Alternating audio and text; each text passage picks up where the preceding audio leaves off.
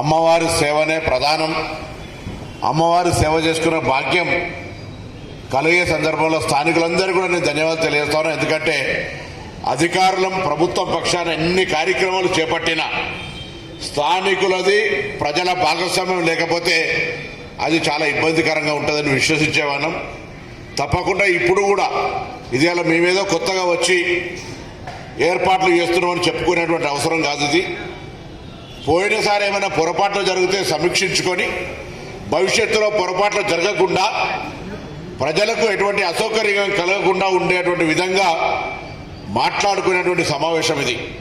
నేను స్థానికంగా ఉండబడేటువంటి ఇక్కడ చాలా కాలంగా ఈ దేవాలయ నిర్వహణ లోపల దేవాలయ ఏర్పాట్లకు సంబంధించి భాగస్వాములు అవుతున్నటువంటి అందరికీ కూడా హృదయపూర్వక ధన్యవాదాలు. ఎందుకంటే మీకు ఆ అమ్మవారు సేవ చేసే అవకాశం ఇచ్చింది. ఇప్పుడు కూడా ఈ ఉత్సవాల్లో కూడా ప్రభుత్వం తరఫున అన్ని రకాల ఏర్పాట్లు చేస్తూ ఉన్నాం. అధికారులు మీ ముందటనే ఆయా శాఖలకు సంబంధించి ఏం చేస్తూ ఉన్నారో చెప్తా ఉన్నారు. ఎక్కడ కూడా పొరపాటున ఏ ప్రమాదం జరగకుండా ఎటువంటి ఇబ్బంది లేకుండా కొంత సమన్వయంతో ఓపికగా ఈ వేడుక నిర్వహించుకుంటే అందరికీ సంతోషం అనేటువంటి వాటి సందర్భంగా మనవి చేస్తూ ఉన్నాం. టెంపుల్ ఈవో గారిని కోరుతాను, లోపల కొంత టెంపుల్ ఎలక్ట్రిసిటీ లైన్స్ అన్నింటినీ రీచెక్ చేయించండి. ఇంతకుముందు డీసీపీ గారు చెప్పినట్టుగా, ఎందుకంటే ఎలక్ట్రిసిటీ ఇస్ ఏ ఫాస్టెస్ట్ ఇమీడియట్గా రియాక్ట్ అయ్యేటువంటి డేంజరస్.